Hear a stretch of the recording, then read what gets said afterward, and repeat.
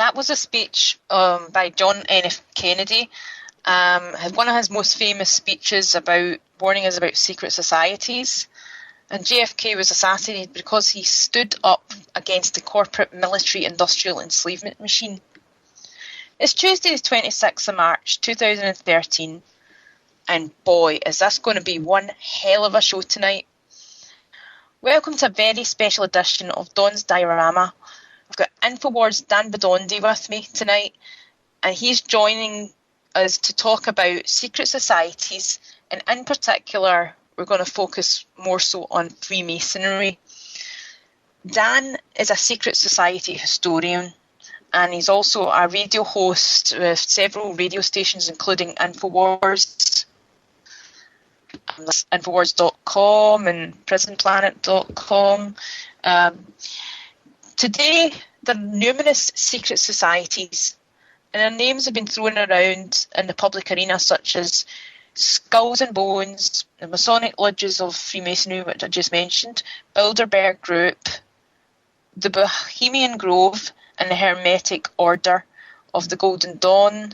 There's a Rosicrucian Order, the Knights of Malta, and I could go on and on. Now, being such a massive subject, as I've just said, the questions are going to be mostly however, we will have some scope for covering other secret societies a little, and maybe perhaps in the second hour. We'll see how it goes. And as Callie said, the phone lines will be open in the second hour for people who have questions for Dan.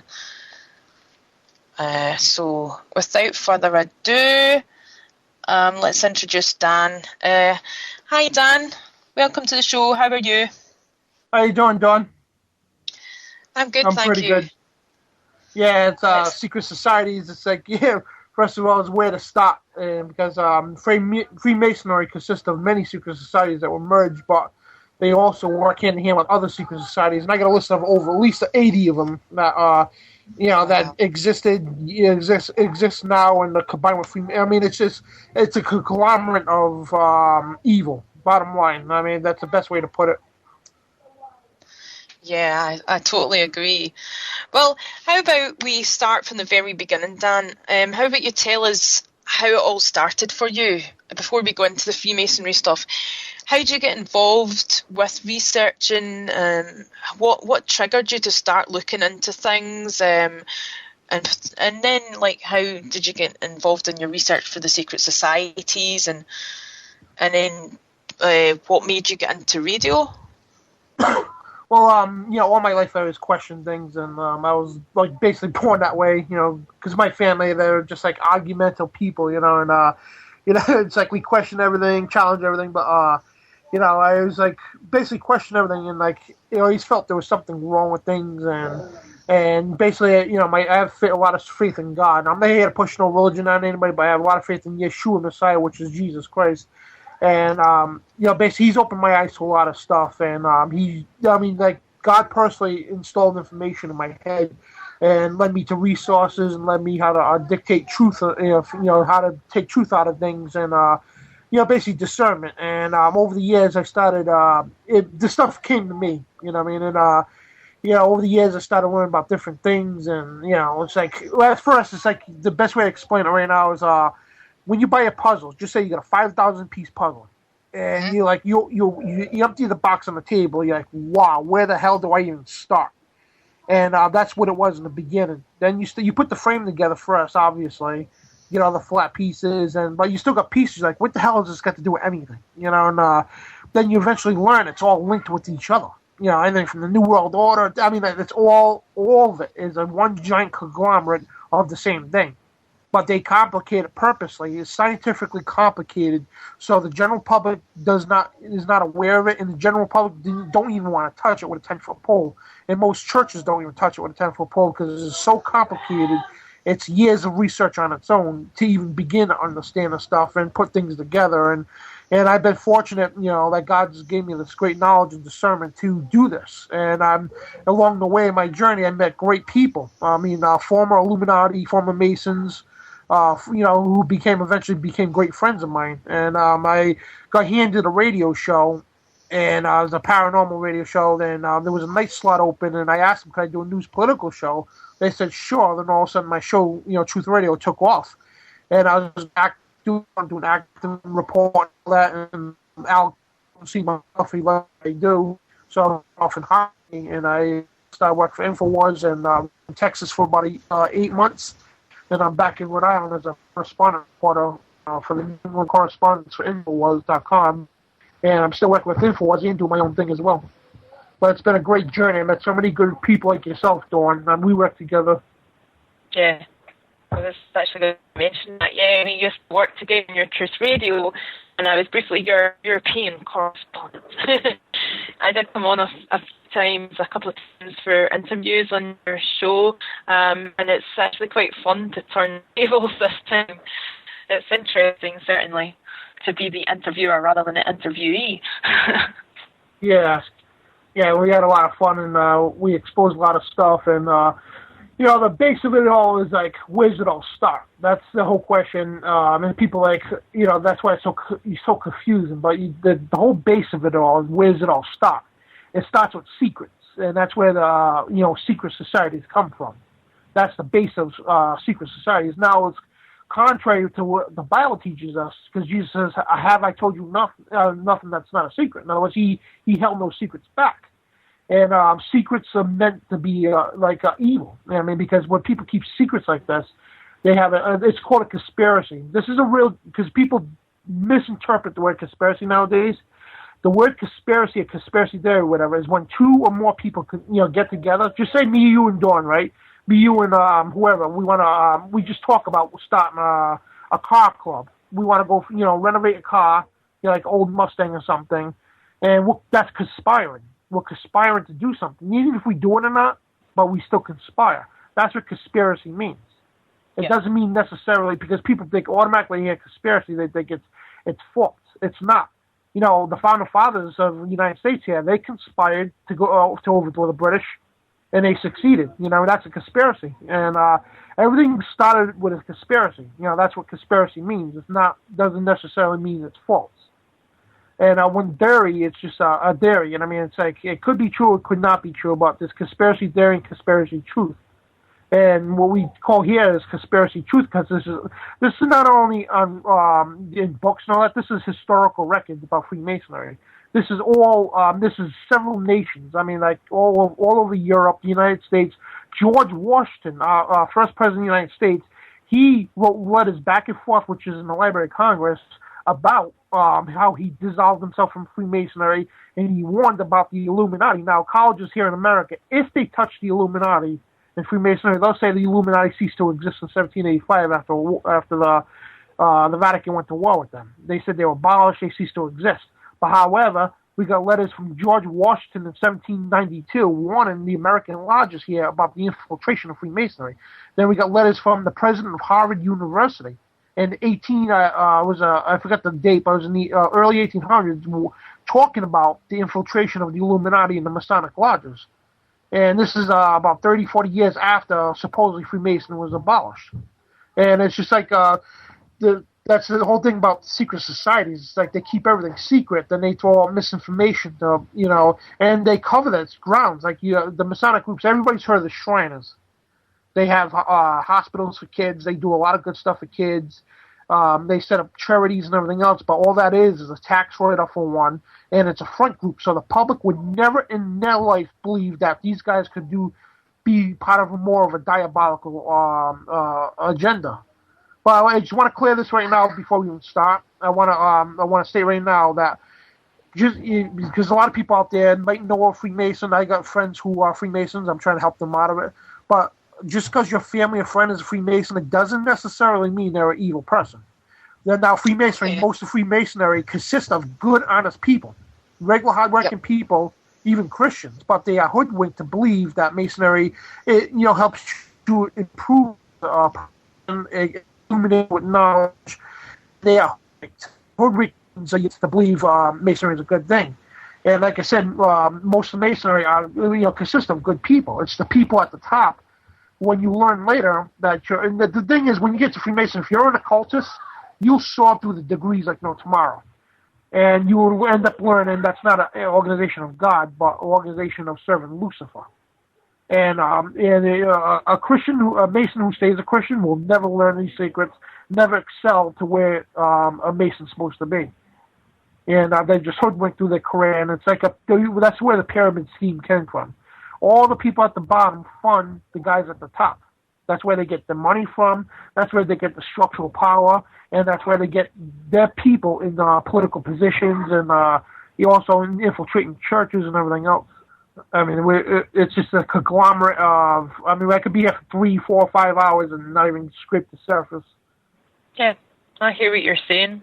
I wanted to ask you, the word Illuminati gets thrown around a lot, but it also gets misused, and probably there's a lot of confusion surrounding what it actually means. Could you explain to the listeners what you deem the meaning of it to be? Oh, the Illuminati. The meaning of the Illuminati. It's basically Illuminati is called the Illuminated ones. And let me get you the original. Get it right here. It's called the AISB. That's Ancient and Illuminated Seers of Bavaria. That's when the Illuminati was formed in Bavaria, Germany, May 1st, 1776, which May 1st is now the Satanic holiday of Beltane. But the Illuminati was it means illumination, which is knowledge. It first started off as a Gnostics group, way before they were known as Illuminati. The Gnostics, back in who wrote with the Da Vinci Code story and all that. They said Jesus had a bloodline and he had a family. That back then. Those people were a early attempt of the Illuminati. And later on, over the years, they changed their names. And which Illuminati had to do Freemasonry, everything. And the Illuminati is the king, it's the center of the web, the kingpin of all conspiracies and all whatever you want to call it. Illuminati, they're the ones, the masterminds, they're the cream of the crop, so to speak, when it comes to secret societies. And they control every one of them. So they're basically like an umbrella term. Yeah, and when people think Adam Weishaupt, he was a Jesuit. He was a Jesuit, Catholic Jesuit, and he was also a professor in canon law. He lived in Bavaria, Germany, and established the Order of the Illuminati. Now, however, they did this to break the ties with the Vatican, because back in the 1500s, it was Saint Ignatius Loyola. He was the very first Jesuit Catholic priest. He started the Order of the Jesuits. Now, the Jesuits was an order formed for one specific reason. To cover the name of their in the group was called the Order of the Illuminati. He presented that to the Pope at the time. Forgot the Pope's name. The Order of the Illuminati in the 1500s, and the Pope told them it was too revealing, so they had to make another organization to cover that. And the Jesuits is called the Order of Jesus. Basically, it's a name to fool the people to think they're Order of Jesus, the Society of Jesus, I should say, when they have nothing, the total opposite of what Jesus stood for.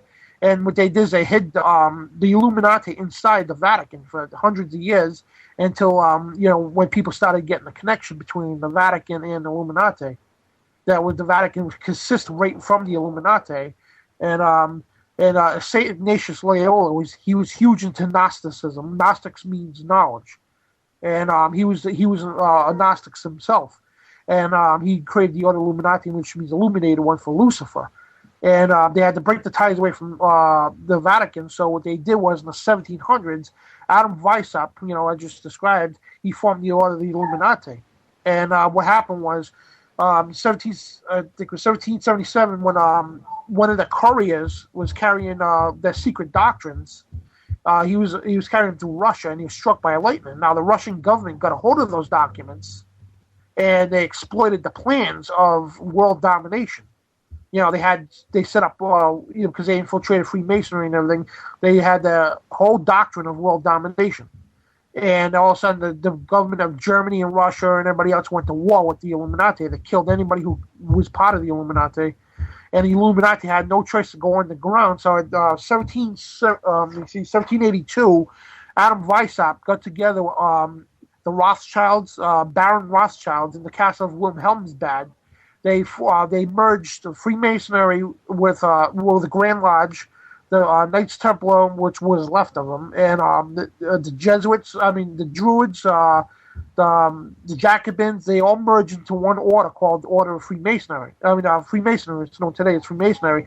Now, the Illuminati became a secret society within that secret society because the public was already aware who the Freemasons were. They were like well, they are today. You know, people. Oh, they do good things. They do humanitarian things, and they would never expect Freemasonry to be that way.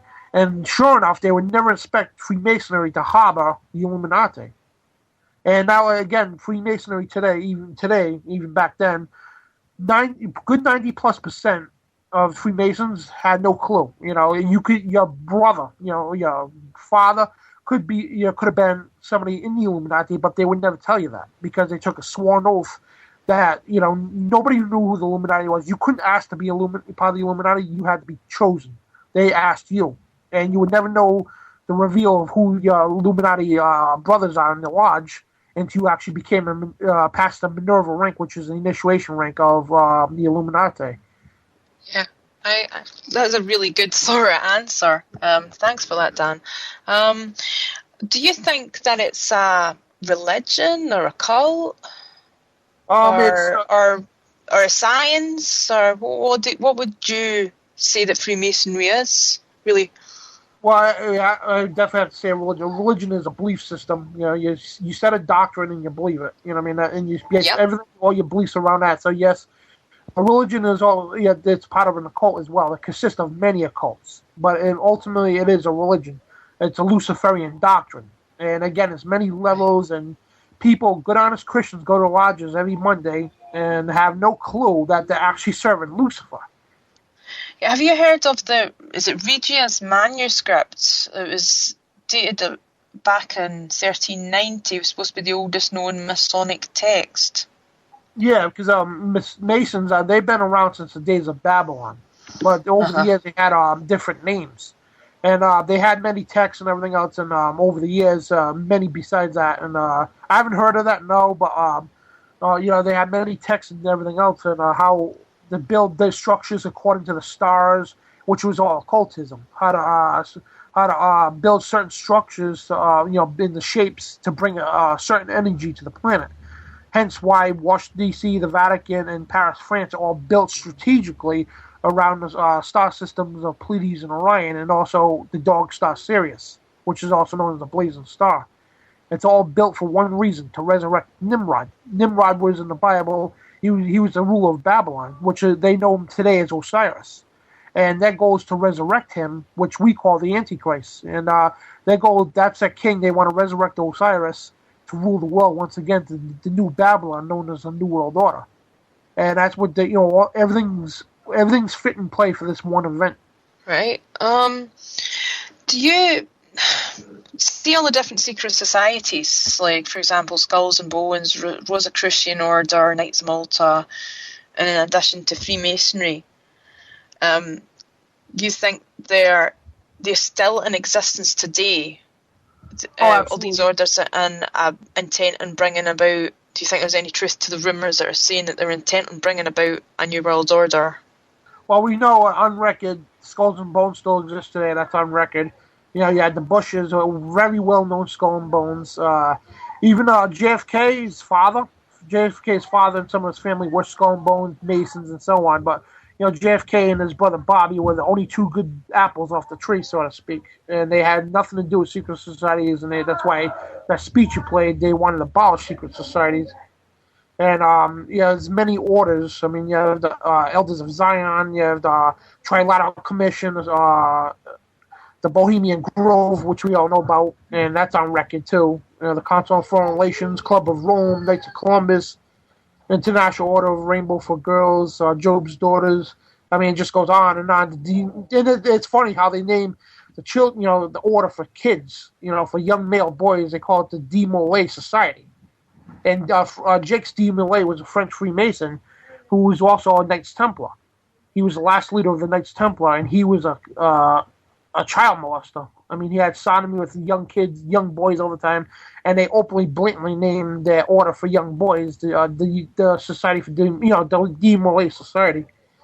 Dan, I wanted to ask you something else.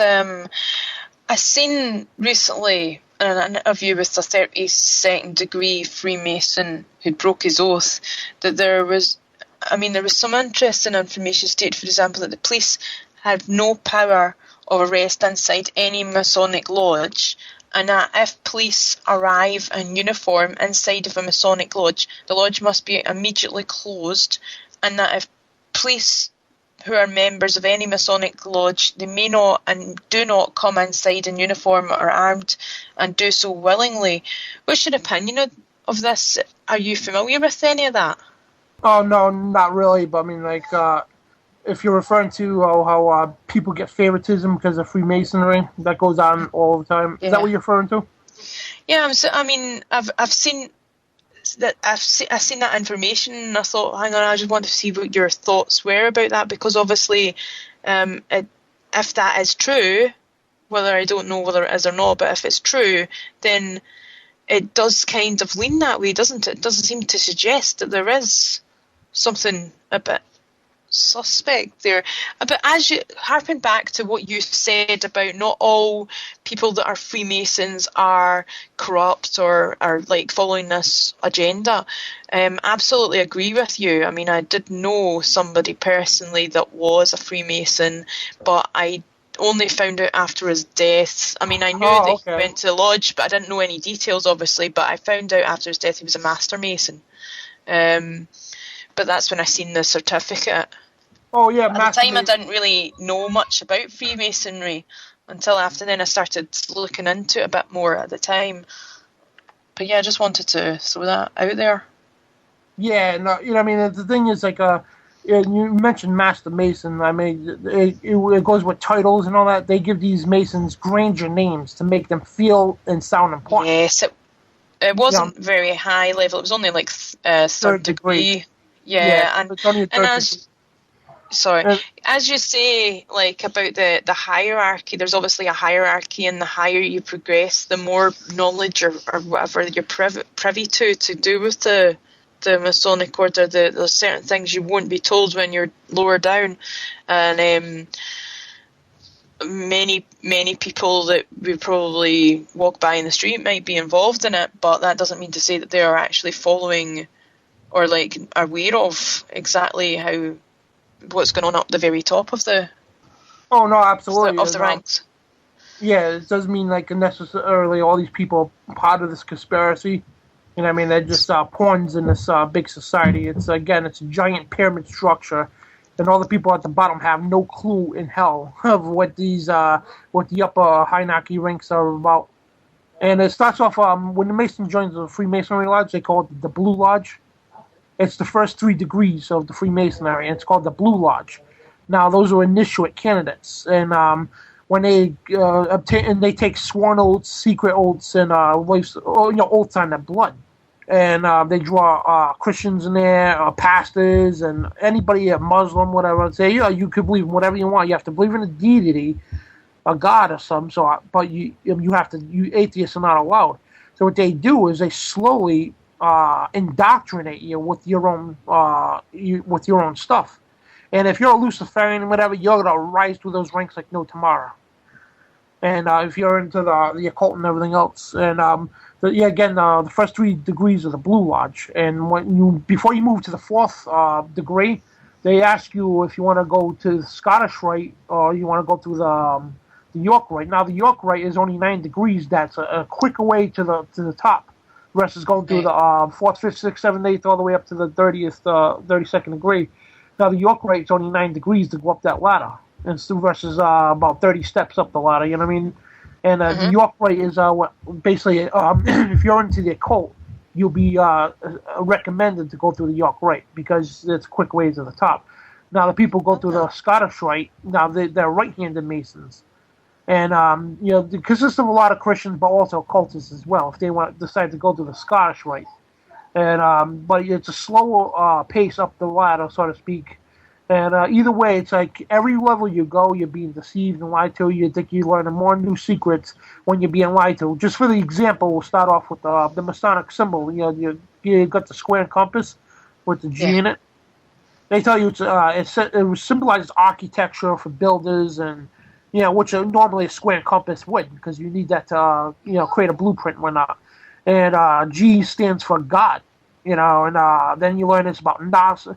Eventually you learn it's about geometry, the geometry God, the Gnosticism, and then you learn eventually it's not none of the either sort at all. And it's and you learn it's actually a Luciferian God, doctrine here, and what the square and compass represent ultimately, it represents a male mounting a female, and they don't call it G. This is where the phrase G spot come from in sexuality. They don't call it a G spot for nothing, because right in the middle of that they put the G, and now that's where it originated from, G spot, because everything in the occult is to do with sexuality. Now, what that represents is the triangle upwards represents the male phallic, the penis, and the one down represents the female vulva, which is the vagina, and that's a male mounting a female. And also, it's also part of the Kabbalah star, which again, it's a downward triangle and an upward triangle intertwined with each other. Now, this is confused a lot with the Star of David. Now, I want to point out one thing. Now, to the people who are Jewish, David never had a star. The star was put on the flag by the Rothschild. And as a matter of fact, some of the Jews, they were mad that the star was put on because that's the evil star. David never had a star, and God warned in the book of Amos that those are the stars of your gods, and they're referring to the false gods, which is Kabbalah. At the time they were doing Kabbalah, which is ancient Satanism, or part of it is anyway, and that's what the symbol ultimately represents. And but all through the ranks, you learn different meanings for that one symbol, but all those meanings are one or why. Like, in other words, it's an exoteric. It's an exoteric meaning and an esoteric meaning. Exoteric means there's many meanings for that, but they're all wrong. The esoteric could be one, two, a few meanings, but they're right, And you never learn the esoteric meaning if you excel to where they want you to be. Right, I see. I've got a couple of questions I wanted to ask you there. Can we go back to the Scottish Sure. Rite first of all, before we return back to the symbolism, because there is something else about symbolism I want to ask you. But first, with the Scottish Rite, I believe you have mentioned before that there's a difference between in America, or else I read it somewhere, there's a difference between the Scottish Rite in America and the Scottish Rite in the UK. Is it supposed to be that there is more to the Scottish Rite in the UK? There's more work involved to raise up the ranks than there is in the... Oh, yeah, absolutely, because every degree you go through, you have to memorize a series of rituals, a series of steps. And the lodge masters there, they take you through these steps and they walk you around the building. And there's so many different rituals and duties. It's like you basically memorizing the place, so to speak. And there's a lot of money you got to pay to actually go to that next degree. And memorize codes, passwords, handshakes, rituals, and it's a lot of work, a lot of money you got to pay to get through that. And basically, it's a lot of money and a lot of time and effort and everything else. And it's a quicker process through the York Rite, but the Scottish Rite was famous from Aleister Crowley. What's his name there? Aleister Crowley was part of the Scottish Rite as well. And hold on, I'm sorry. I'm looking through my notes here, and I'm stumbling away. Albert Pike basically was the father of the Scottish Rite. I couldn't get that name out of my head. I apologize. But Albert Pike, there's so many names and dates, and it's hard to. It's crazy, it's such a vast topic, isn't it? I mean, you could talk about it for days, really. There's so much to it. That's why I tried to narrow it down to the predominantly talking about Freemasonry. The other thing I wanted to ask you was about was it the Order of Chaos? What was the name of that symbol again? Well, they had many symbols. They had the double-headed eagle, which was actually a phoenix, and that faced in opposite directions. That's the Egyptian god Mamun-Ra, which is a god of wealth and power. And that's generally a symbol for the 33rd degree or the 32nd degree of the Scottish Rite.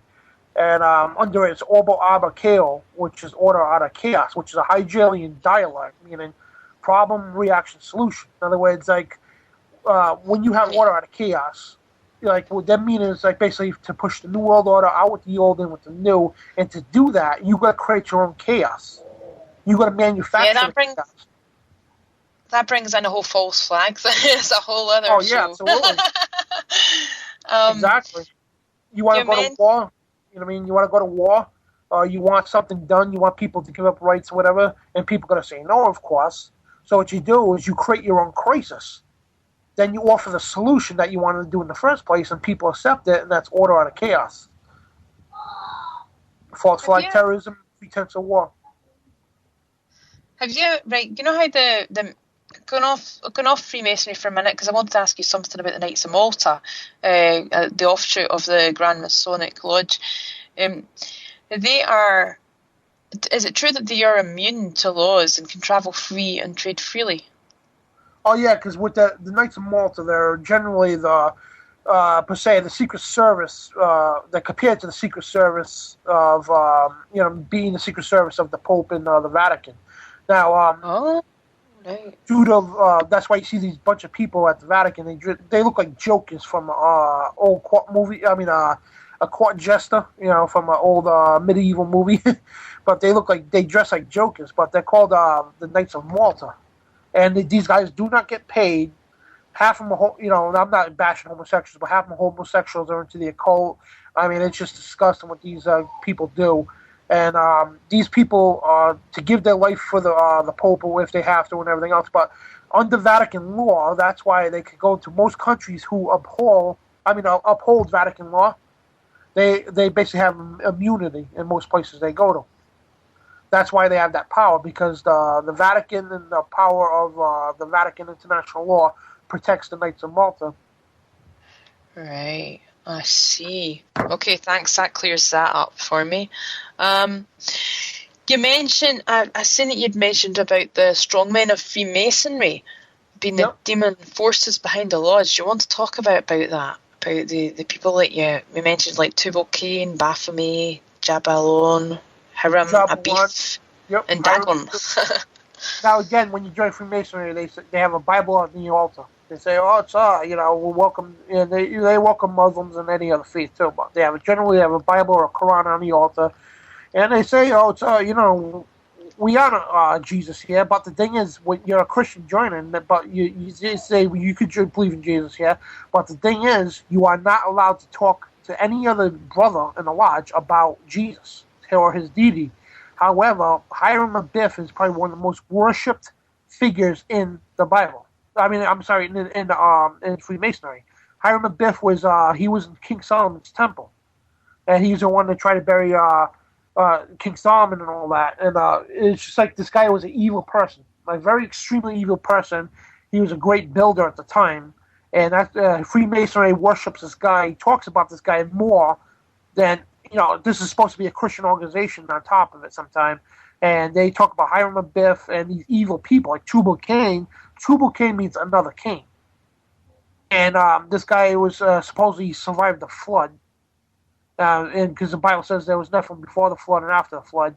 And Tubal Cain was a seed, basically ancestor of Cain himself from the Bible in Genesis. And he survived the flood to bring the knowledge, the Gnosticism knowledge, to the people, and basically that it's a string of evil people, and ultimately it's called the bloodlines of the Illuminati. To bring forth the Antichrist, and the bloodlines go way farther back. People think the Rothschilds and all these people are bloodlines of the Illuminati.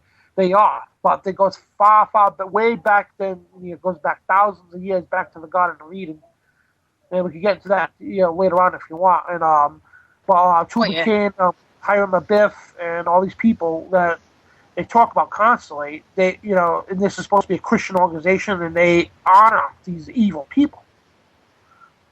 And at the top, they talk about Osiris a lot, how he brought knowledge to people, and Lucifer, they believe he's the god of light, and Adonai, which is Yahweh God, he's the god of darkness, and they twist everything around and tip you upside your head so they can reconvert you. In other words, they'll turn you from a good, honest Christian or low-level occultist into a pure Luciferian. And it's just It's a string of evil. That's all it is. And they talk about these guys that those are strong. Bill Schnoebelen. That's where I got that information from. He was a former Illuminati, former Freemason. He was in the Memphis Mizraim, which is a higher, goes up to almost 360 degrees. Actually, 360 degree of masonry, which the most 33 degrees don't even know exist. But anyway, he was part of these, and he was a 33 degree in the regular Freemasonry, and he spoke of these people that they talk about constantly in the lodge.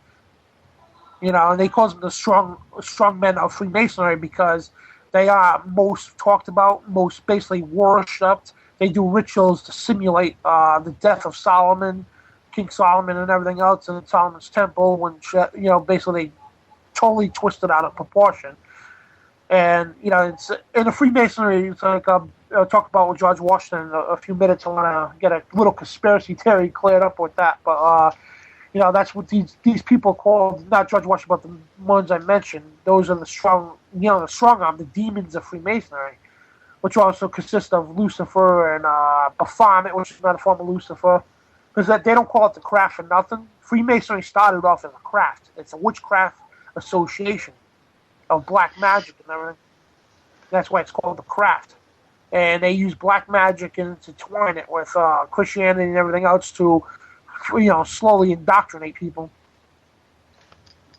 Right. So, as regards Freemasonry, if someone wants to join, is it invite only, or what is the criteria to join a lodge or to become a Freemason? Do they allow women in, or?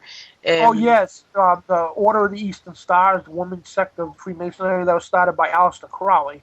He created that order to allow women into Freemasonry. Now, women, they're kept at a bare minimum of knowledge, and only the very select would want to become they call it a Mother of Darkness, which is a women's sect of the Illuminati. These people are pure evil, and they're black witch. They're black witches, black magic, whatever. And it's horrible what these people do. And again, the Order of Eastern Star was established for Mason's wives. So if you want to get your family involved with Masonry, your wife would go into the Order of the Eastern Star. Your daughter would go to the one of the what's called the Rainbows, or the Order. The Daughters of Job. Your daughter would join. Your son would go to the Jake Steve Molay. And they would get your whole family involved with Masonry. So, why do you think people want to join secret societies in the first place? Well, first of all, it's I'm sorry, go ahead.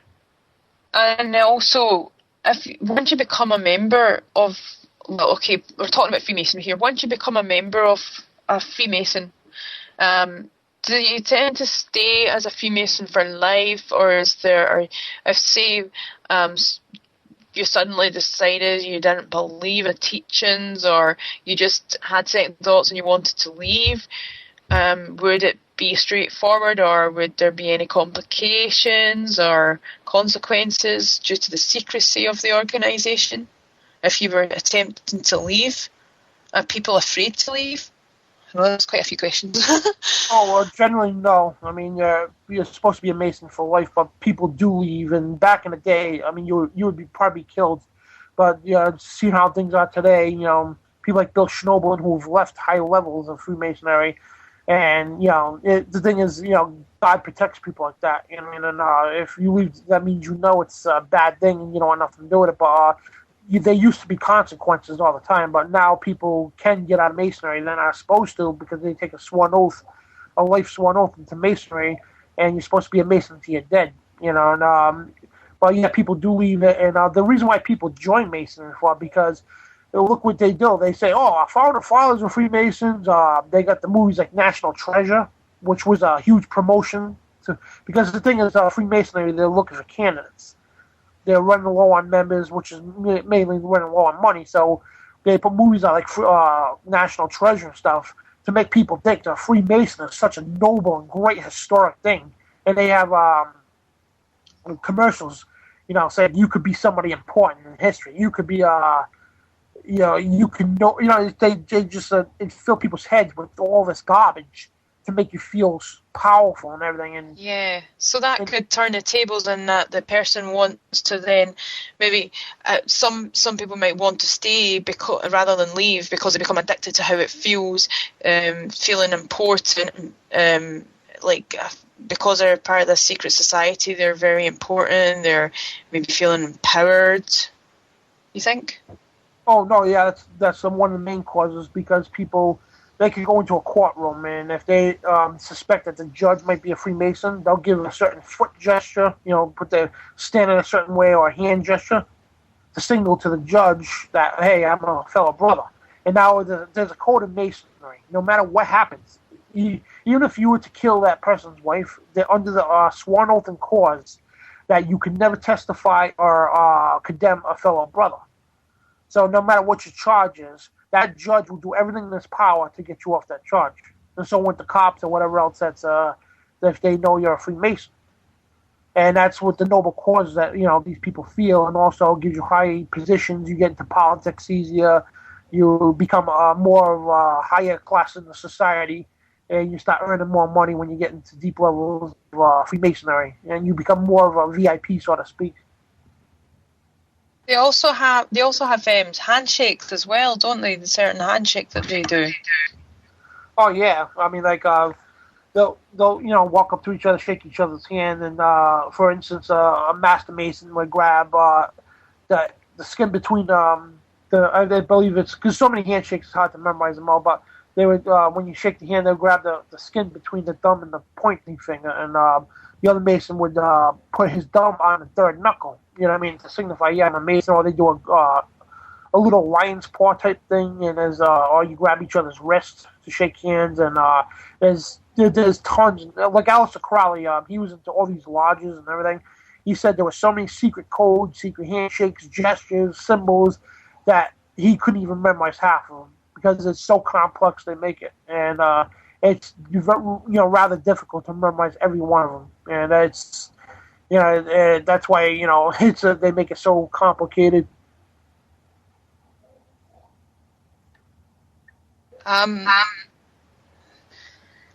Sorry, I'm just getting bombarded with questions there. Anthony from the chat's asking, I would ask, what is evil specifically, though? Pure evil, what's that?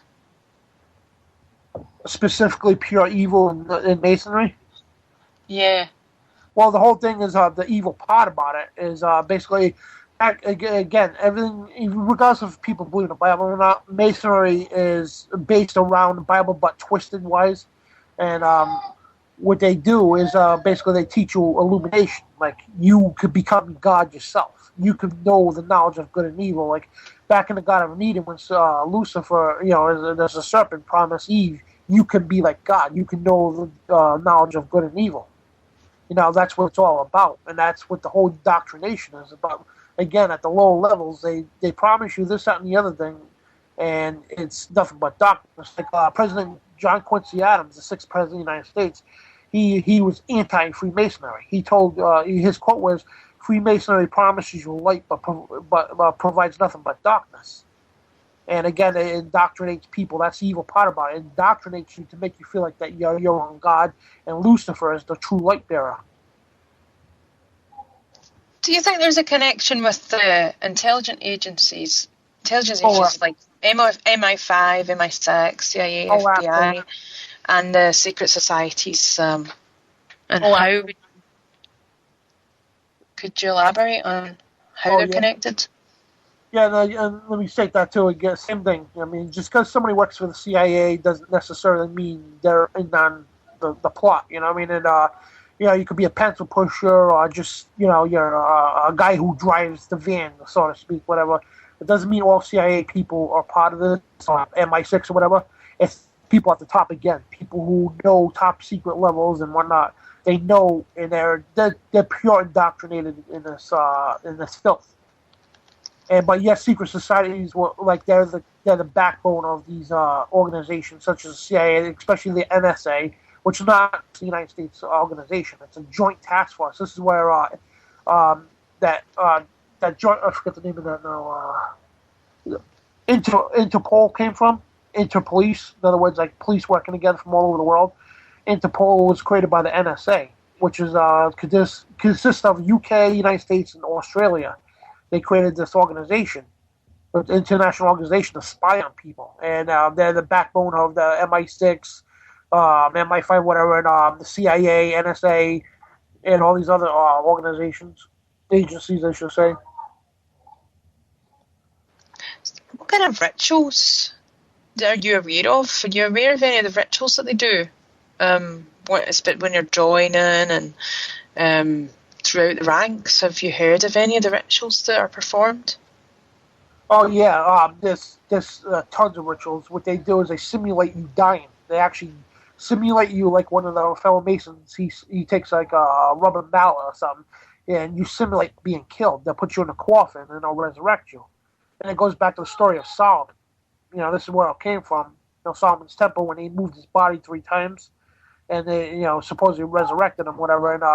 And again, it's all to do with occultism. And you got good, honest Christians taking part of this Babylonian crap, and they think it's just, I'm just doing this to get another degree or whatever. It's nothing. It's just innocent, but they actually simulate occultic things, and there's so many rituals. There's the death rituals they have, resurrection rituals, sex rituals, where they have orgies and everything, and it is that evil and diabolical. So, I mean, how you've already explained a bit about how it spreads out throughout society, the Freemasonry, how its influence spreads out. Obviously, there's part of it in the courts. And what other ways are they influencing? Oh, everything from government to government agencies to courts to schools to churches. Now they infiltrated every aspect of life. I mean, like especially important, the politicians, Congress. You know, I'm not saying that they're all like that, but I mean, like they control all these things. Every aspect in life they control. Okay, and over in America, or even in the UK and the governments, are most of the presidents, for example, in the US, are they Freemasons? Or has any of the presidents in the past not been a Freemason? Oh yeah, there's been several Freemason presidents that openly admitted they were Freemasons, and there's been most of them were not Freemasons on record anyway. With recent presidents, George W. Bush, his father, they were Masons. Ronald Reagan was an honorary Mason, and Bill Clinton, we're not too sure of, but these are all attendees of Bohemian Grove and everything, and there's no confirmation yet on Barack Obama being anything to do with Freemasonry. But we know he consists of a higher cult than that, for certain reasons. But I mean, like, the thing is, Freemasonry, they love nothing more here in America to rub it in that, George Washington was a Freemason, to make people, wow, if George Washington was a Freemason, maybe that I should join. But the thing is, George Washington, he was a Mason, but he only actually attended a handful of lodge meetings in his whole life. And on his deathbed, he denounced being a Mason. In other words, he said, I regret being part of Freemasonry, and because he knew Freemasonry was nothing to do with good. Now, regardless if Washington was a Christian or not, he denounced Freemasonry because of the Illuminati and everything else, and the evil that was intertwined with the Freemasonry. And Thomas Jefferson was allegedly a Freemason, but it was not confirmed about that. John Quincy Adams was strong anti. He had he put pamphlets up and everything else to try to get Freemasonry the hell out of this country, but he never succeeded, unfortunately. Okay, we're just going. I'm sorry. The biggest Freemason president we had, the most destructive one, was FDR. He was the 32nd degree, president of the United States, and also a 32nd degree Mason. And his vice president eventually, Henry Wallace, was the 33rd vice president of the United States and 33rd degree Mason. These guys were pure Illuminati, and they helped Hitler come to power. Him, Mussolini, and the Pope, they all helped Hitler come to power, as they were calling for the new order. I mean, the FDR and Henry Wallace called, the slogan was the new order. And over the Pope, Mussolini, and Hitler were calling for the new. I'm sorry, let me get that straight. I'm like a little ahead of myself.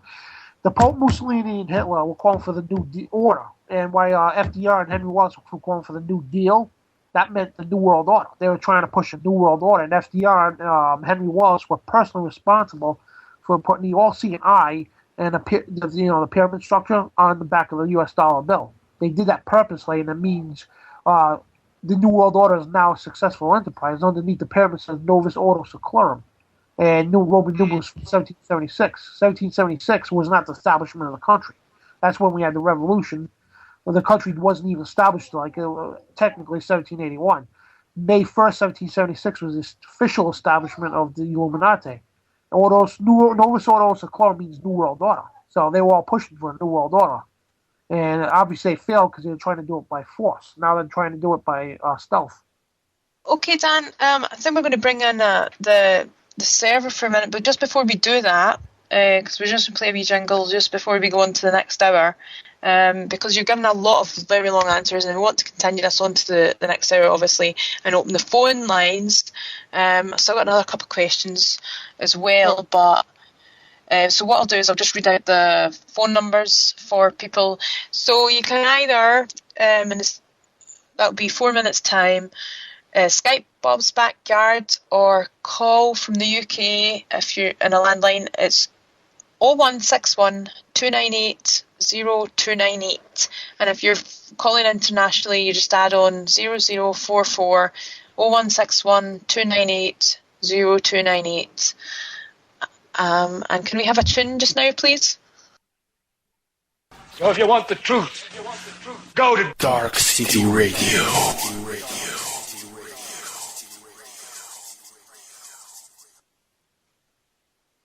Welcome back to a special extended edition of Don's Diorama. The phone lines, as we mentioned before, are open, and I've got a bunch of questions from people in the chat as well. So I think we'll maybe dive into those first. How is the Robo Happy from our crew. He asks, how is the Ordo Templi Orientis connected with the Bavarian Illuminati? Well, the Ordo Templis is the OTO is connected because it's from Aleister Crowley, basically helped create that as well. And Freemasonry is the Illuminati. The Illuminati is like the center of the web in Freemasonry. They're the ones who control and dictate everything that goes on in Freemasonry. And again, Freemasonry is the front name of the public, but the Illuminati control Freemasonry. It's which are all in one basically. And again, it's a secret society within the secret society. And how is the Golden Dawn? I mean, how would the Golden Dawn be connected with Illuminati? The Golden Dawn, again, like I got a list here of all these secret societies that are connected with the Freemasonry, and they're connected again to the occultism and all that, and they're direct under the basically they fall under the Brotherhood of Freemasonry. Same thing with the Knights of Columbus here in America. They have Knights of Columbuses everywhere, but they're extremely low level. Now there's different levels. Like the Knights of the Golden Dawn as well. There's different levels of, into the occult and all that. And they're all associated somehow, some way with Freemasonry. Can we take it back to the Freemasonry? And I actually heard before about this Aldobrandini family. They've got a villa in Rome, I believe, and one of the Aldobrandinis was actually a pope. How does the Black Pope connect to all? Well, the Black Pope, it goes back to Saint Ignatius Loyola. He was the first Jesuit Catholic priest, and ultimately the Black Pope. When the Jesuits started rolling, and the Black Pope is basically unknown to people. Like he's the man behind the scenes. That's why he's called the Black Pope, and the White Pope stands out in front and takes all the credit for everything. And seeing we got this new Pope now, Pope Francis II. Now he's the first ever Jesuit Pope. He was a Jesuit cardinal, therefore he falls under the jurisdiction of the Black Pope. and they merged the two churches together now. Because remember, Rome split. They split into the Jesuits and they split into the Catholics. Roman Catholics, Roman Jesuits. And now they merged the churches back together again.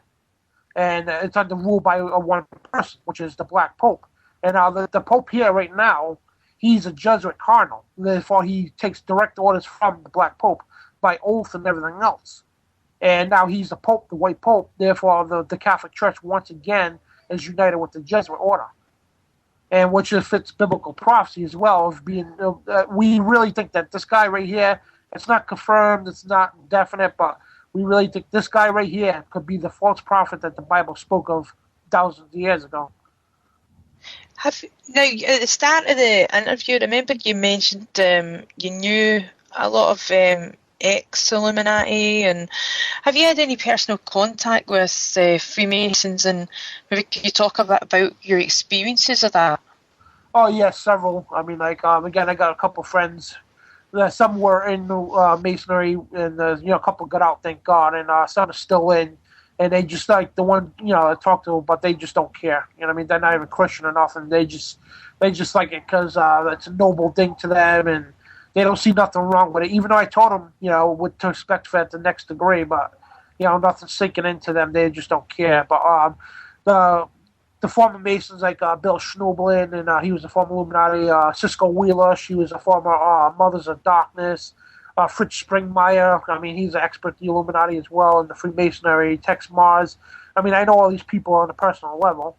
And, they taught me a great abundance of knowledge over the years, and I had them on my show. They were on, I interviewed them on the Infowars, the Alex Jones show, and, it's just like, they know these people, and talk to them on private, off the air and everything. They tell you deeper and darker stuff that they really can't say on the air, and, it's just like obtaining all this knowledge from all these great people. It's amazing. I think we just had a caller. Oh, okay. False alarm. If any of the crew have any questions for Dan? Yes, Susan, go on. I think you do. Good. Hello, Dan. I'm calling from Australia. My name's Susan. Hi, Susan. Hi, Dan. Do you know the origin of this symbol that people either call the triangle, the pyramid? Do you know where that symbol actually originates from, or which country, or where? Oh, yeah. The year that it sort of became predominant in religious orders. Thank you. Oh, yes. It goes right back to the Tower of Babel.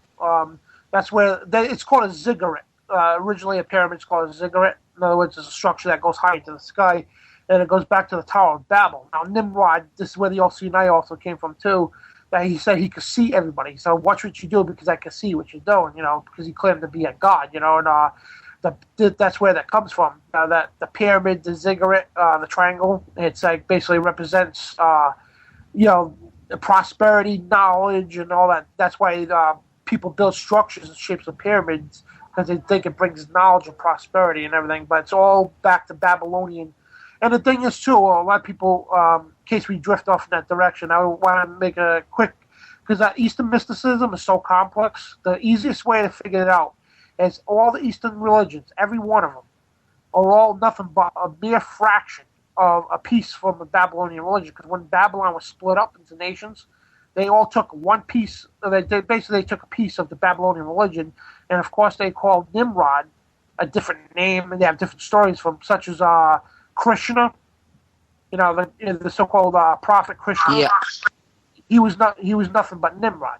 They just had different names for him. And all the Eastern mysticism, all the Eastern religions are all actually one religion. They're all spawned off a fraction piece broken off of Babylonian religion. And no, sorry, go ahead. And do you think that pyramid is a universal symbol that has been hijacked by religious orders, and actually is its original design was for the people to be able to see beyond? No, well, that's what they throw that disinformation out or whatever, because this is even Christians today have a bad thing of being hypocrites, because if anybody knows the Bible, God forbid it. Even the Jews knew this too, and the Hebrews and all that. They all knew that symbolism was strictly forbidden for this certain reason. because God said, don't make any image or any symbol, anything that's, even if it's heaven above, do not make it for this specific reason, because these occultism, they'll take a symbol and, the symbols you see today everywhere, in cars and everything, they're thousands of years old. Of course, they incorporate a different meaning for them, but like we'll take, for instance, the peace symbol. It's universal. Everybody knows it means peace, right? But it originated from Nero. He was the emperor of Rome.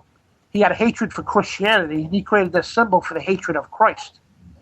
And he used to stage terror attacks and blame it on Christians, so Rome would go to war with them. And that's where you see the Nazi sign. Everybody thinks it's Adolf Hitler, the Nazis. No, that's an ancient Hindu sun god symbol that was adopted by Adolf Hitler. And Volkswagen. It's a Kabbalah, Vav Vav Vav, which is 666. You're invoking the number of the beast, and you'll get all these symbols out there today that people think, oh, it's this, but again, it's an exoteric meaning, which is many, but they're all wrong.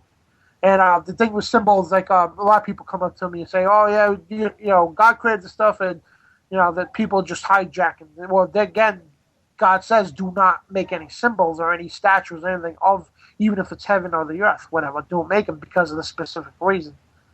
Because so when I also state the reason why, now a symbol is known as a talisman in the occult. A symbol could actually give domain to a demon or a fallen angel. Regardless of the size of it, could be the size of a penny, or a little quarter. You say to a demon or a fallen angel, why just the demon and the fallen? Why wouldn't it represent both sides of the equation? And I believe, Dawn, you have a question. Thank you, Dan. It's a pleasure being here. You too. Now, again, you gotta go. God warns us of this stuff, and especially in the books of Exodus and everything else, it warns us about the use of symbols for that reason, because it actually, that's the only way it gives the talisman, and that's known in witchcraft and the occult. A talisman gives unclean spirit, a demon, or a fallen angel. It gives them dominion to be here. Permission if somebody uses a talisman for a specific reason. And Lucifer promised all his angels when he fell that they would have dominion on this planet. So if somebody, just say you started a cult and you created a symbol, and you said that symbol's a symbol of that's the rock god of rocks. Satan would actually have one of his demons occupy that to fulfill that, and it's like, again, it's a talisman that gives power from evilness. And it opens a world to a spiritual realm. I've got Callie on the line now. She has a question for you, Dan. Sure. Hi, Callie. Hi, Dan. Hello, Dawn. Actually, I've a couple of things, a couple of points I'd like to make, but they actually do relate to each other. You mentioned earlier on, Dan, the Illuminati, one of their main objectives is to bring about the return of Nimrod.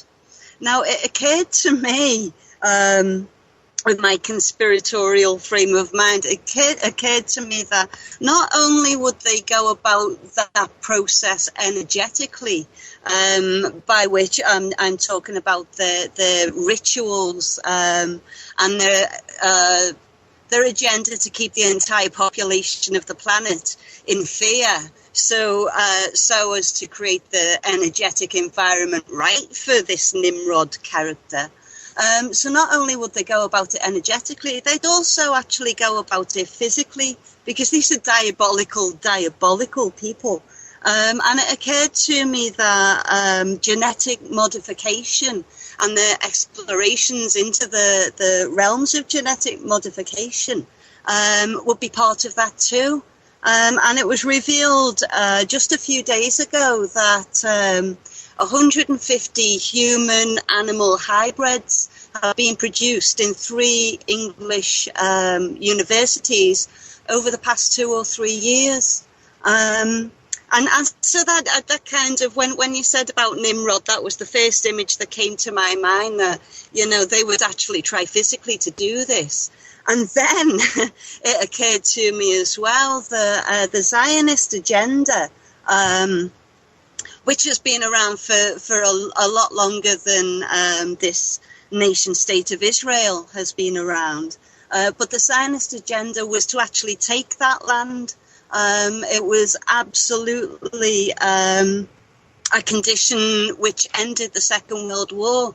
Head sort of boss Zionists, if you like, for want of a better word, were given other options. You know, there was land in Africa,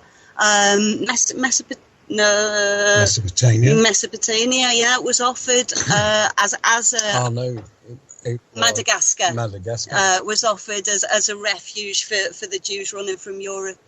But it was absolutely insisted on by the Zionists that it had to be Palestine. It was there or nowhere.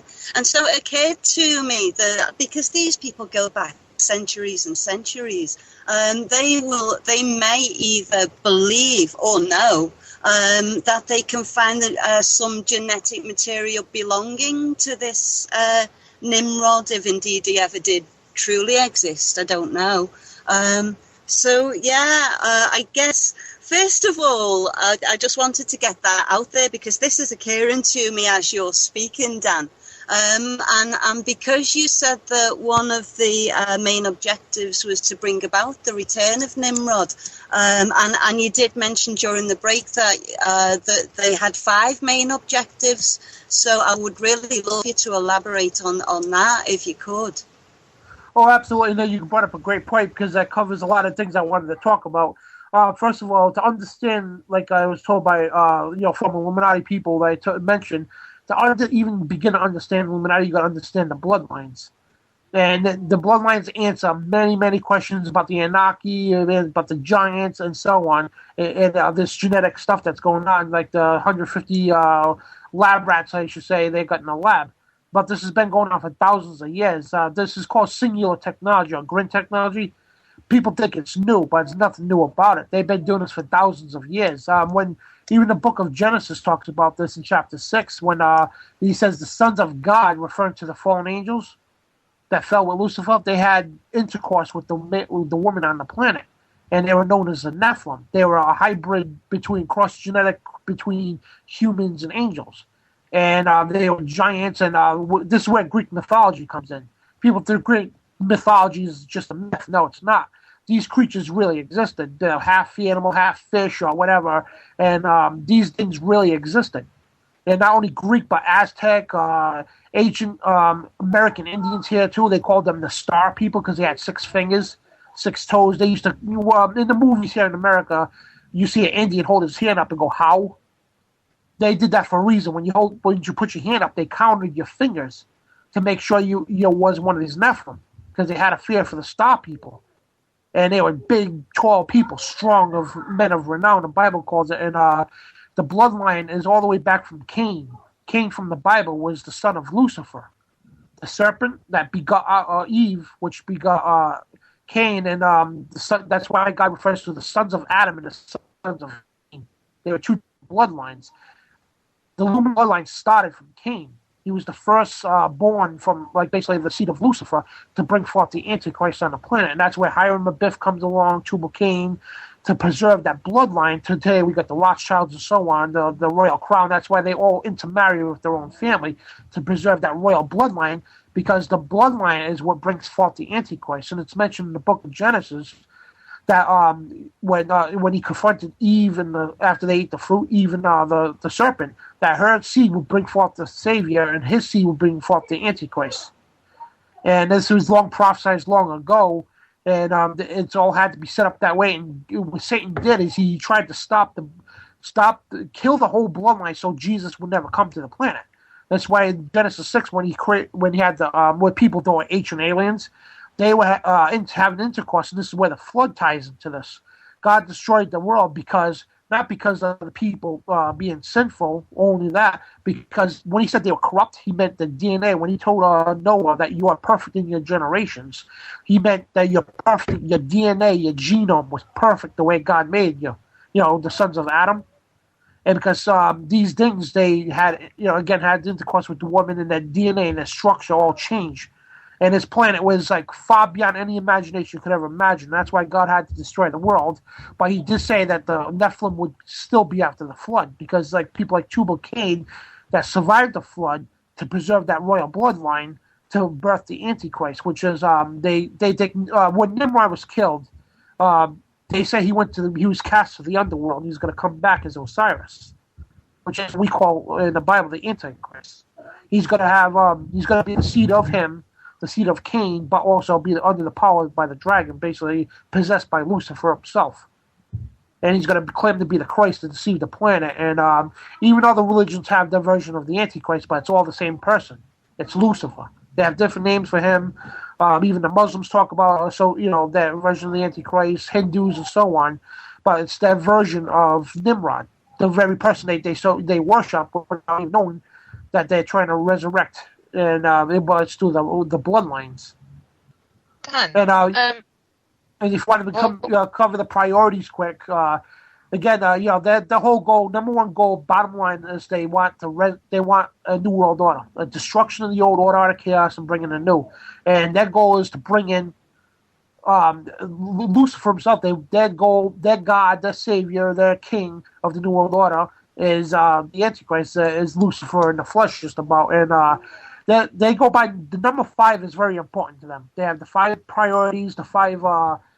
I could read them both of them real quick. And if you notice the Washington, the Washington Monument in Washington D.C., that's Washington. There's nothing to do with George Washington. First of all, it's 555 feet tall. That's 6,666 inches for a reason, and it's aligned with the dog star Sirius that rises and sets right dead center over the Capitol building, the obelisk, and the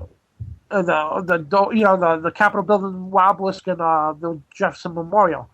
And it's done for strategically done that because they believe it's everything again in the cult is sexuality. It represents Nimrod's golden penis. And if you go back to the history of Nimrod, when his wife Semiramis, when he was killed by his brother killed Nimrod, and he cut him up and threw him in a river. She found every piece of him except for his penis, and she created a phallic to get pregnant with Tamu, known as Horus. Supposedly that it was a mockery of the coming to be the virgin birth, which she was never a virgin in the first place. It was a mockery thousands of years ahead of time to try to deframe everything to do with Christ. And this is where all this comes from. And that's everything in the cults to do with sexualism. Everything's aligned perfectly with the dog star Sirius and the star systems of Pleiades and Orion. Because if you look at the 3 stars in the sky, they call this star, and it's surrounded by 4 stars. They call this the sign of the 3 stars under the 7 stars. Because Pleiades and Orion make up 7 stars. Now, to them, the underworld is as 3 stars, you see. Pleiades and Orion with the 4 stars, all 7 together. And they believe that Nimrod became Osiris, which is in other words, a ruler of the underworld. And he's going to come back to rule the world once again. And this is what their beliefs are, and this is why they do everything the way they do.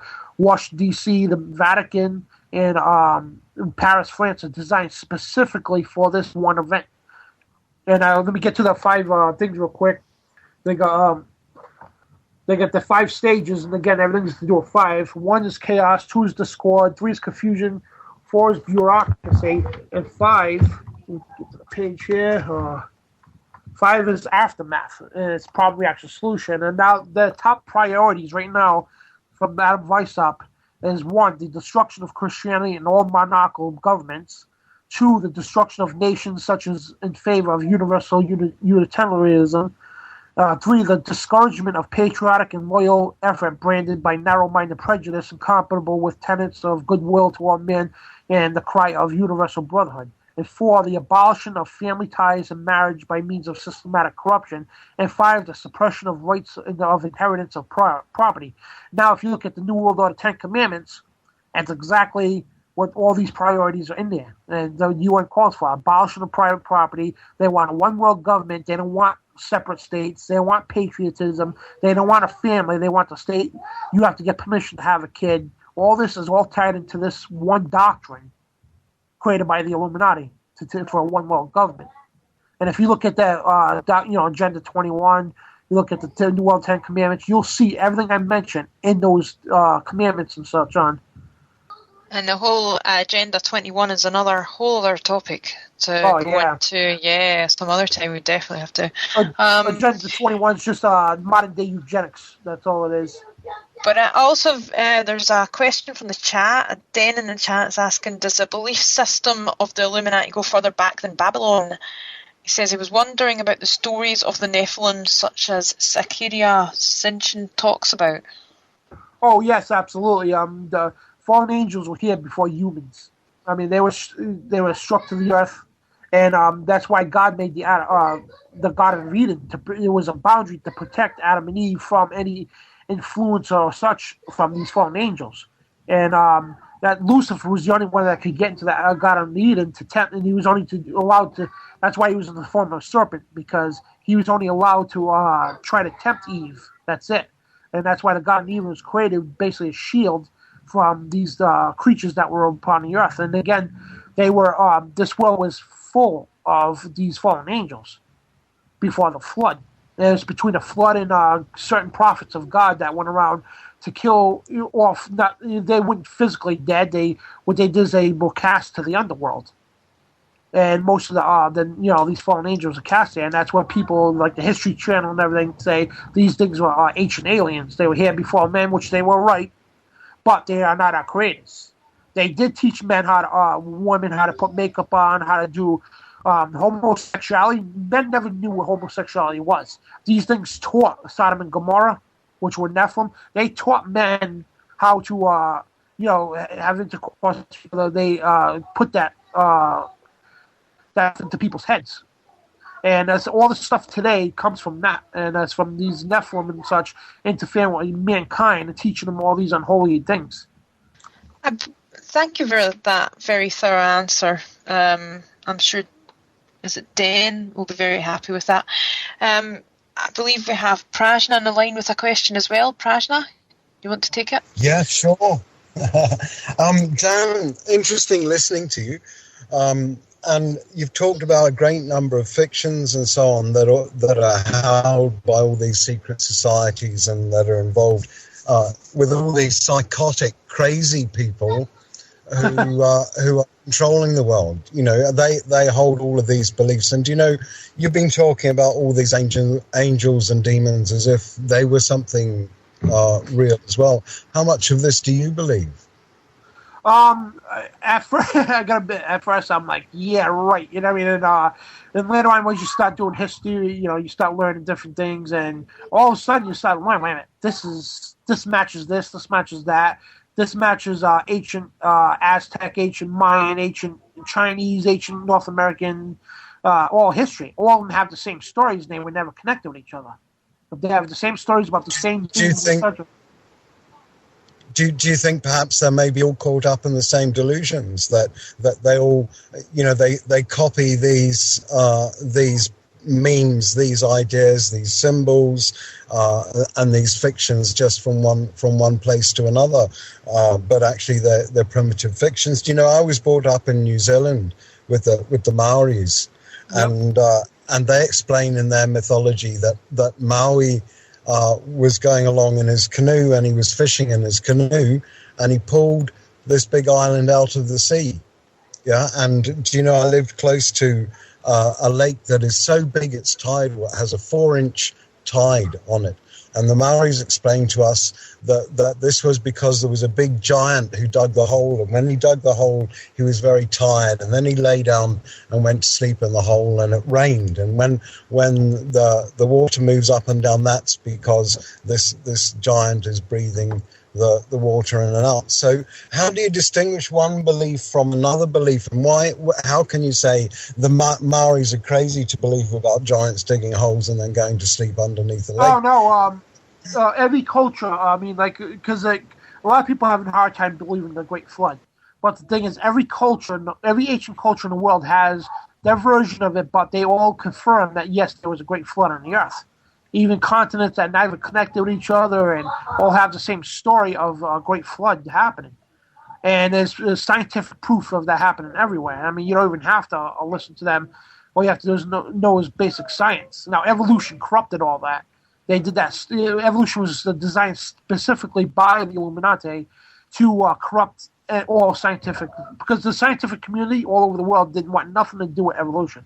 They thought it was a joke, a fraud, and it was until not Charles Darwin, but Charles Dawson and Pierre Chardin, who created the Piltdown Man, half man, half ape. It was a fake, and they created this fake, and the whole scientific community all over the world had no choice to accept evolution. And years later, they found out it was a fraud. And by then, the whole world was just the school systems, the scientific community was just impounded with evolution, and everything just got mixed up in a big bowl, and like nobody knows what to believe anymore. But the thing is, like all the ancient cultures, all you have to do is read history. If you know history, you know the truth. And all the histories show this one event of a great flood, and they have different versions, of course. And a lot of them do talk about. Almost every quote, even the Chinese say that it was a family in a boat with a bunch of animals. Now people say, how could one family have all the species in the world in one boat? That's impossible, which it is. But God never said one of each species. He said one of each kind. In other words, instead of a lion, tiger, cheetah, puma, panther, he would have one of each kind. A male, let's just say a male tiger and a female leopard. And that offspring, and anybody who breeds animals knows when you breed different species, you get the results of different species. And you get some of the same species. In other words, you breed two cats together, you're going to get a different species. Like if you breed dogs, if you breed a fox and a wolf together, you get a chihuahua if it's an offspring, it's that's what God meant, two of each kind. That's a lot less than two of each species. And but the thing is, all ancient cultures have the same story of this flood and a boat that had one of each, two of each kind in it, and to preserve the life and all that stuff. And it's just like when you look through history, that's when you start theatering the truth. I hope that answers the question. Yeah, absolutely. There are some things that we can easily go to science and we can look at and so on, but you're just pointing out there about all these deceptions and so on that have been spread by the Illuminati and by others and so on. And surely one of the things that all your studies will have convinced you of is that we've really got to start unlearning, disbelieving, and dissecting all of this stuff that we've been fed with all our lives, don't you think? And just before you answer that, I see Dawn's got another question that she'd like to ask as well. Okay. Thank you. And thank you so much for your answer. Yes, I do actually. Dan, what do you think about the current statistics and how many world leaders come from secret societies, and what do you think it means for the future of humanity? Well, there's two futures. It's their future, what they think they're going to do, and basically what God's going to allow. And all through history, it's been people like us. Regardless if you believe in God or not, it's been people like us, we're called renegades, that defy history, defy the plans of history. And, you always, all through history, you always had a group of elite that try to rule the world, try to push the dictatorship and everything. But it was always people through history. Great patriots stood up and gave their lives to stop this. It's a constant fight against good against evil. And, you had the Spartans, for example, against the Persians. There were 300 men that stood against thousands. And, even though they lost the battle, they paved the way for liberty throughout the planet. And, it gave them courage. And same thing here in America. We were outnumbered. It was only 5% of the population here. And against, just normal people, farmers, storekeepers, against a standing army. The British Army is like the world's strongest army at the time. They had the best guns, the best ammo, more troops than anybody. But, just the spirit of liberty that drove these guys, knowing that they were outnumbered, outgunned, the spirit of liberty and the spirit of, like, God in most people that it's, science can't explain that drove these people to win, you same thing with the Greeks. The Irish that fought against the British crown and everything, and it's for their liberty as well. And many other countries fought, fighting for the liberty. They were always outnumbered, outgunned, outpowered, and everything. But it was that spirit that drove these men for victory, and that's what science could. To this day, they cannot explain what drives a person like that. Thank you. I believe there was a connection also, if we go back to the Freemasonry, about the to do with Freemasonry and Jehovah's Witnesses. Could you elaborate on that, please? Oh, absolutely. Jehovah's Witnesses, Charles Taze Russell's. Now, this is back in the 1800s. Now, what happened was, I'll make this short as possible. And this is getting into the questions about Jehovah's, Mormons, Wicca, and all of such. And what happened here in America was George Washington warned about the infiltration of the Illuminati. Now, Illuminati came here. They tried to restart the American Revolution. Just like they staged the French Revolution, they said it was the king and queen. No, it wasn't. The Illuminati caused the food shortages to cause people to riot, and eventually the revolution. But they tried to do that here in America. But George Washington came out of retirement to take control of the army to stop that from happening, because they tried to turn the army against its own people and everything. And but again, thank God that never happened. And so they knew they couldn't. Just picture a computer, for example, right? You got a computer, right? And just say your computer is indestructible. It's bulletproof and everything else. You can't destroy it. What's the next best thing you want to do? You want to infiltrate it. You put a disk in it, and then you would corrupt it from within, a virus. So what they did was they had this is a thing called Frankenism. This is from Germany, from the German Union, which was the Illuminati establishment. They had a thing called Frankenism. They put occultists and Illuminati people inside of religions, and they would take a sworn oath. They would do anything they had to do to prove to the people beyond a shadow of a doubt that they are true blue God-believing people. So what they did was they infiltrated the religions here in America, because everybody here was dominantly was Christian Puritan religions, Judeo-Christian here in America, and they got into that, and they had the people infiltrate the religions, the churches, and everything, and slowly but surely spawn off different religions. Charles Taze Russell's, and all these people lived in the same time era. Charles Taze Russell's, within 100 years or so, Charles Taze Russell's formed Jehovah's Witnesses. Joseph Smith formed the Mormons. Gerald Garner formed Wicca, which was a diluted version of white witchcraft. And they formed all these religions, and there was many others. The Seventh Day Adventists, the Calvin Church, the Calvinistic churches, the New Age churches, and so on and so on. All of them were formed and spawned, and it happened. Not a coincidence that every one of these founders, every single one of them, were Freemasons. Every single one of them, they were part of the Illuminati. And Charles Darwin, and Charles Darwin. Now what they had to do is they got. Here in America, what they did is they split religion completely. So they had Benjamin Franklin, who was a member of the Hellfire Club. He's the one who created separation of church and state. But the government at the time didn't allow him to do what he wanted to do. So they created the separation of church and state to protect religion so the government could never abolish it. But Benjamin Franklin's intentions was to destroy religion. But what they did was they separated religion from politics. And back then, I mean, everybody, they said a prayer before and after every political meeting. They wanted people united politically and religiously. So we run a strong country. This country is ruled with an iron fist. So what they had to do is they had to separate the two. And when they separated the two, they got into religion, destroyed it, and spawned off so many different branches. They got into the politics and created the Freemasons did. The Republican Democratic Party were created for one reason, to divide America politically. And they spawned off the one tight rope, and they spawned all the little the strings. They took all the strings apart and corrupted them all.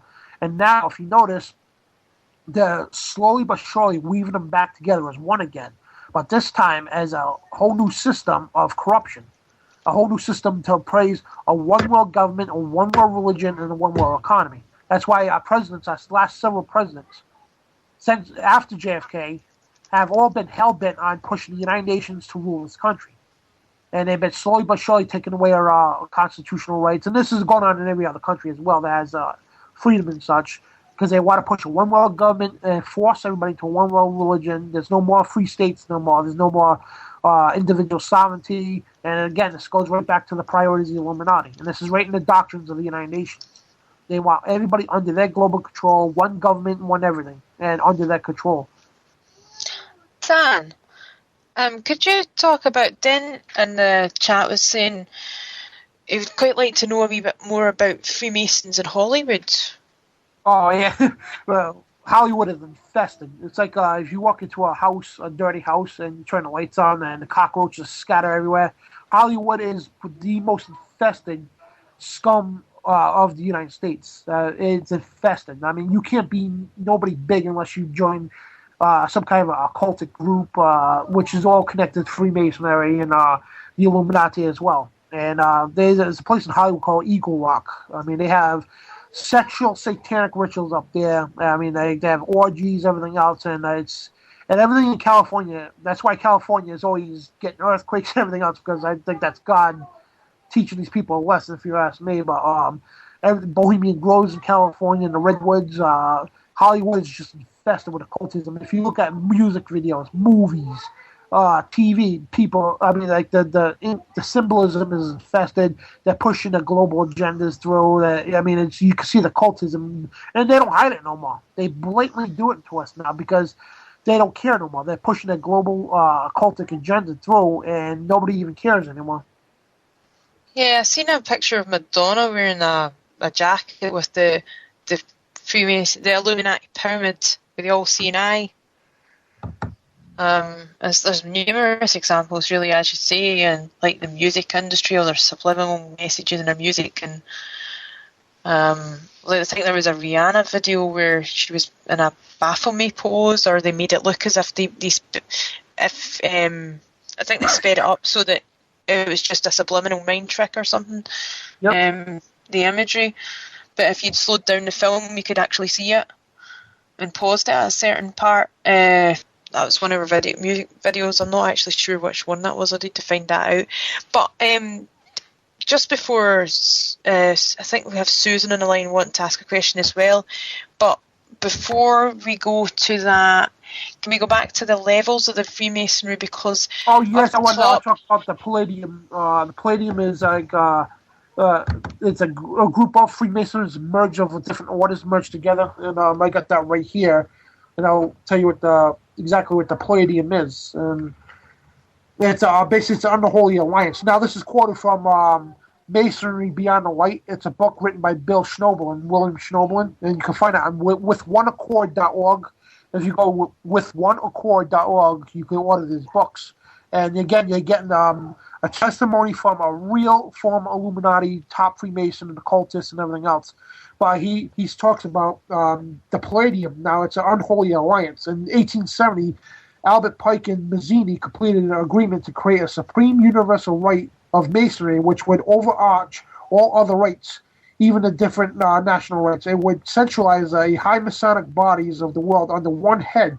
This would be the ultimate sense of Lucifer. However, Pike and Mazzini would be his human regents. And to this end, the Palladium Right was created as a pinnacle of the pyramid of power. In other words, it's the top of the power of the elite, like basically right under the Illuminati. And they're the ones who basically control the whole infrastructure of Freemasonry.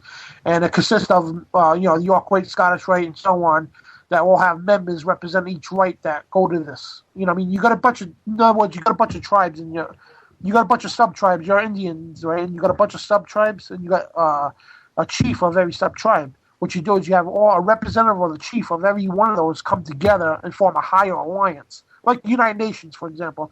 You got the U.S. and so on, but they all meet together, representatives, for a higher alliance. And that's what the Palladium is about. And that's basically the origin of the United Nations as well. But it's an alliance to the Palladium that is the hierarchy of Freemasonry. It's really very interesting, which has actually triggered another couple of questions. But actually, where would be the best place to get information about all these kind of the Palladium and all that? What kind of books would you recommend? And also, before you answer that, I also wanted to ask you.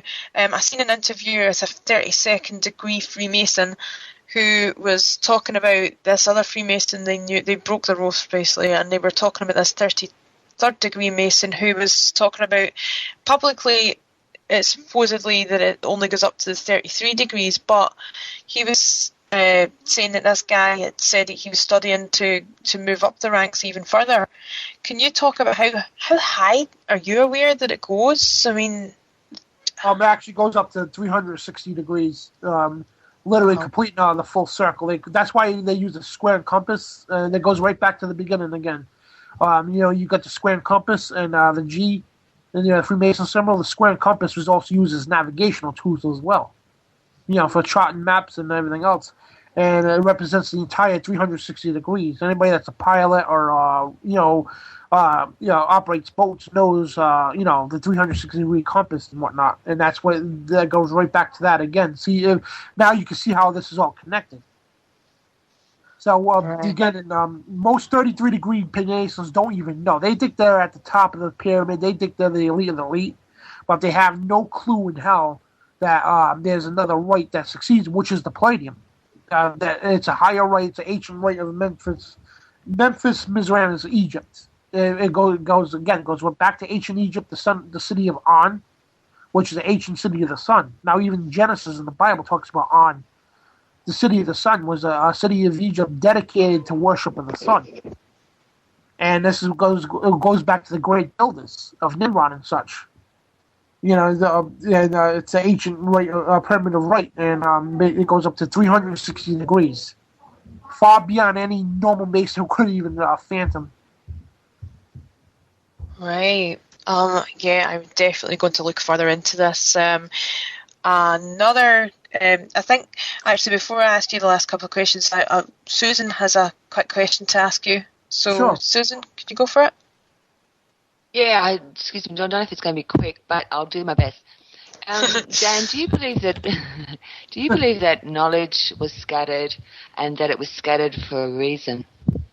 Oh yes, again it goes right back to the how it's all connected, everything, and it goes back to the Tower of Babel, like the city, the kingdom of Babylon, the empire, and that's why the Eastern mysticism coming. All these religions all believe different things, whatever, but it's all the same thing. It's the knowledge was scattered for a reason, because they were building at the time they were trying to push a new world order back then. They wanted a one world government, everything under the rule of basically a Luciferian doctrine. And that's why God had to destroy that and mix up the languages, because people were basically uniting, but under a false flag, so to speak, under a false banner, and humans would have destroyed themselves. And it was done for a reason, and especially at that time and age. Now, if you notice, we're all starting to come back together again. And now the European Union, they have a slogan, the same exact slogan as if you notice the European Parliament building. If anybody could Google it, type European Parliament building, look at the building. It's unfinished at the top. It's done that way for a reason, because it represents the Tower of Babel. And that slogan is one world, one voice. The slogan of back then was one world, one voice. They wanted one world, one everything, one rule. And they're doing that again today. Now we have the technology and the understanding today that all of us could talk to anybody in the world. I could talk to somebody from Japan, France, Spain, whatever. And we have translators, we have people have knowledge of learning other languages. So knowledge is not forbidden no more. We're going into space, we're doing all this stuff, and we have this technology. But the thing is, they wanted to bring this world kingdom back then, but it wasn't time. This is what the Bible calls the tribulation under Satan's rule. And this is where all the ties in. Did I answer your question, Susan? Sort of, kind of, yes, but it leads me into my next question. Sure. So do you acknowledge that the information, the knowledge, was scattered to certain tribes, and that therefore perhaps their ground core belief is not similar to what I assume to be your ground core belief, and that there is one God? Do you accept the fact that there are different entities on this planet and not necessarily of a nasty nature? Well, and that the information was scattered to certain. The information was scattered, but it was preserved too. Enoch, he preserved it for a good reason, but the information and all that was preserved through the flood and all that, and also Tubal Cain, he's one of the ones that preserved the knowledge as well. That's why he's highly worshipped, and him and Hiram Biff highly worshipped in Freemasonry, because they preserved this knowledge, this ancient knowledge that they preserved through the flood and all that, which was technically Enoch, but what they do is they twist it around. Now, regardless of, there's people out there of all different faiths, Muslims, Hindus, Buddhists, Christians, but the thing is, people need to realize, the people who rule this planet, the top elite, they are nothing but pure Luciferian. They believe in Lucifer as God, and they acknowledge that God is real. but they tell the lower levels, they tell normal people that God doesn't exist. There's this God, that God, but they know there's only two people, Lucifer and God, and they believe God, Lucifer are equal. They believe Lucifer has equal power of God, and he represents the light, and God represents the darkness. But this is what they believe. This is what they structure the entire system of this planet around this one thing, and it's all for the one thing. When this when this Antichrist comes, now he's going to claim to be the fourth Buddha. He's going to claim to be the Maitreya. He's going to be claimed to be the universal Christ that every religion in this world is going to bow under, Muslims included. Now, the Vatican's already set up the ecumenical system, which the UN adopted as the official one world religion. Every religion in the world all acknowledges this, and they pay patronage and tribute to this one world religion. And unfortunately, even most Christians do too. But it's a false religion. They promise world peace. They promise you. We all have different, different ways to heaven, but we all serve the same God, which is blasphemy. And this has been planned about 6,000 years ago for this, this time and day and age. And again, the people at the top all believe in God. They believe in Jesus, the Son of God, but they believe Lucifer is basically going to conquer them and going to defeat them.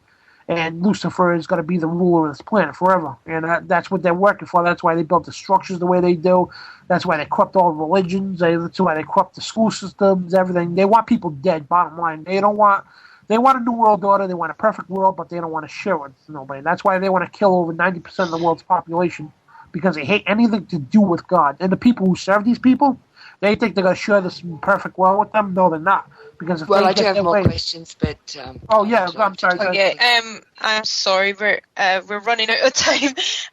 It's been absolutely fantastic having you on, Dan, and we'll definitely have to have you on again because you obviously have so much to say, and you've been a fantastic guest. But just to finish up there, can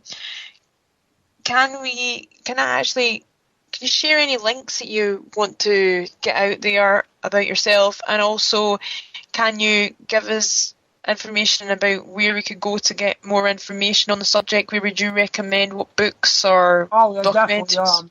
First of all, Infowars.com. If you click on store or shop, or InfowarsShop.com, and we got tons of books, Bloodlines of the Illuminati. We carry tons of books by Tex Mods, Codex Magica.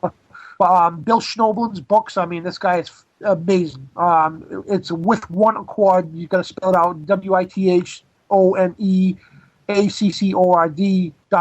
I mean, he's got books on Illuminati, Freemasonry, Wicca, black magic. He exposes it all. I mean, this guy's a one-shop stop. And his website, you can order the books, the videos from, and it's so much full of great knowledge. And also Tex Maz, powerofprophecy.com. He's got he's an author of over 40-something plus books, and he exposes all this as well. Also, CiscoWheeler.com. She was a former Mothers of Darkness. She has got a great book called Behold the White Horse, which I didn't even get to. It talks about the Serpents of Wisdom, which is the inner core of basically almost right, like the center of the web of it all is Lucifer, then is the Serpents of Wisdom. And that's a whole new story altogether. I mean, I'll have to come back some other time, but she talks about all that as well. And those are the websites. And I mean, I can give you links and you can post them if you want. Yes, absolutely. I'm sorry. If you go to truthradioshow.com, you click on links. Every link I said is all on that one page. That's my website, truthradioshow.com. And you click on links, and all those books, all that stuff is right there. Links and media. The links page and the media page has all the books and videos I mentioned all on that one page. Fantastic. That's super. So we'll just round it up now. Thanks for coming on the show, Dan, and we're definitely going to have you on again in the future. And that's all for tonight on Don's Diorama. So thanks to everybody who's contributed. Thanks to all the listeners, and good night.